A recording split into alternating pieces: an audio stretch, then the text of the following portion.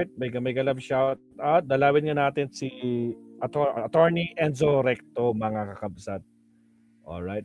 Ano bang latest niya dito? 3 hours ago, naniniwala si Trillanes na mako-convict si Sara sa Senado. Panoorin mo? Talaga lang? Makukuha ng 2/3 sa Senado? Bakit? May babaligtad sa mga DDS senators? Sige nga, tingnan natin to. Again guys, sa mga bagong pasok, huwag kalimutan mag-like at subscribe. Pakinggan natin si Senator Trillanes, mga kakabsat. Pakinggan natin. Senator Trillanes, naniniwalang mako-convict si Sara sa Senado. Panoorin ang paliwanag niya kung bakit mako-convict si Sara sa Senado. Let's see. Sige, pasok, Attorney Enzo and Senator Trillanes.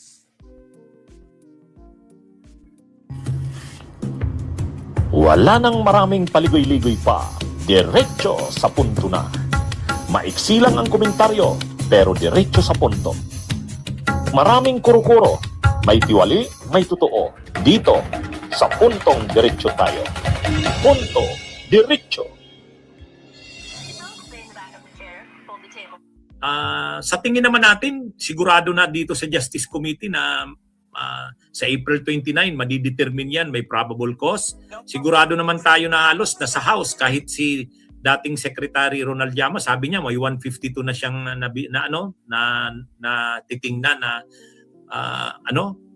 buboto sa pag-suporta diyan sa impeachment. So yung 106 lang kailangan, halos sigurado na.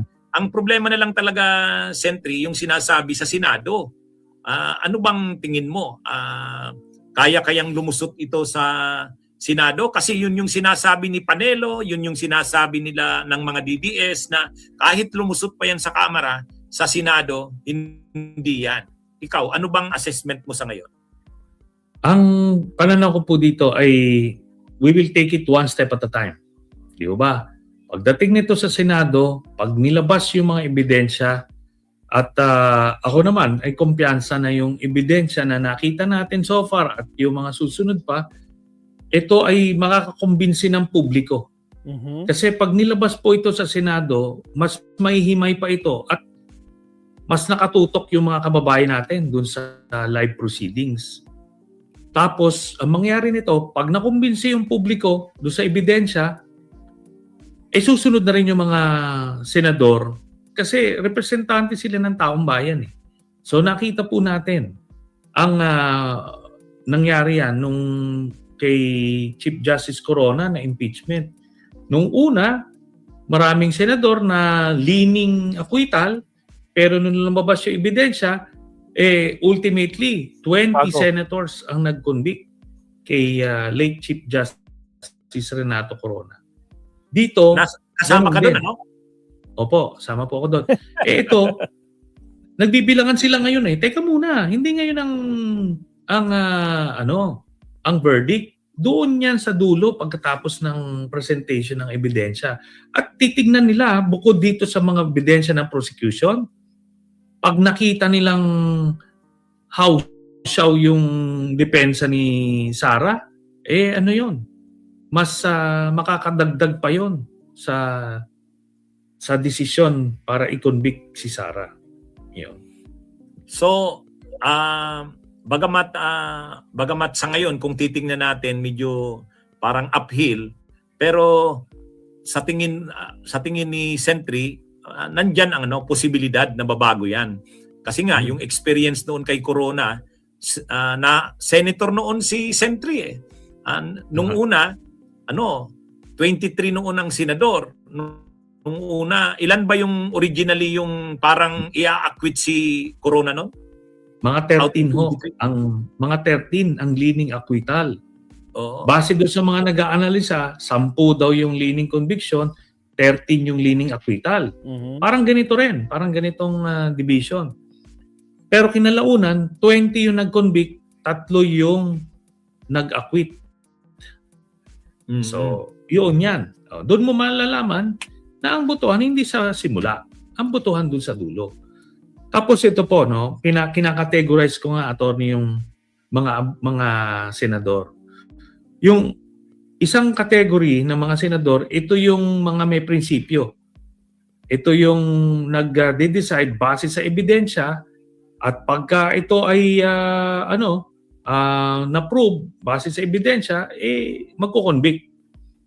Meron naman yung isang grupo ng mga senador na walang prinsipyo na tanging loyalty lang nila kay Sara Duterte, kahit na ano pang ebidensya, mag-a-acquit. So meron yan. Tas meron naman yung nasa gitna, yung tipong mga senador na naaareglo.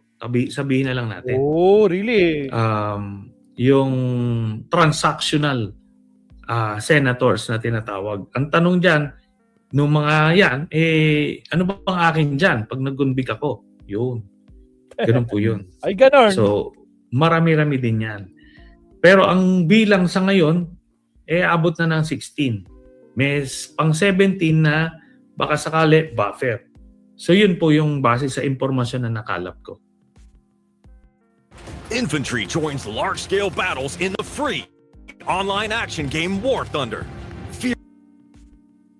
Ayan at least binibigyan tayo ng hope ni Sentry na wag nating isipin kasi parang ang pinalulutang ng mga pro Duterte Sentry yun na nga.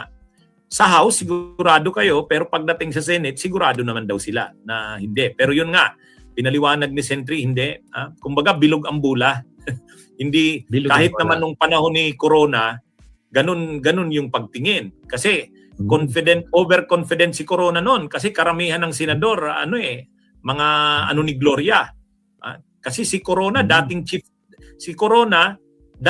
chief of staff ni Gloria nung nasa Senate si Gloria. Tao talaga ni Gloria si Corona. Kaya ngayon, yung mga senators, karamihan mga kay Gloria. Kaya lang syempre yun na nga. Syempre gumalaw ang politika, yan. Marami diyan sa mga senador magbabag. Saka ang pinakamalaking doon Sentry Si nung PBBM. na-expose na si Corona Unang-una, ang dami niyang mga yung accounts niya sa Undeclared. bangko. Hindi yung nakadeclare sa SALN, yung mga condominium units niya at yung dollar accounts niya, hindi man nakita kung magkano yung laman ng dollar accounts niya kasi confidential yun. Pero imaginein mo, may dollar accounts ka na ang dami niyang mga nakatago na mga accounts na hindi niya dineclare sa kanyang SALN. At itong kay Sara ngayon dito sa House, hindi pa natin nakikita yung laman ng kanyang mga accounts. Yan ang pwedeng isubpina sa trial. Pag nakita na natin yung laman talaga ng mga accounts niya. Yan yung iniwasan kasi dito sa Justice Committee na huwag isubpina yung bank accounts. Pero sa trial, pwede nang isubpina yan. Tama ba ako? Pwede nang isubpina yan, attorney. At doon natin makikita na yung mga deposito na below the 500,000 threshold.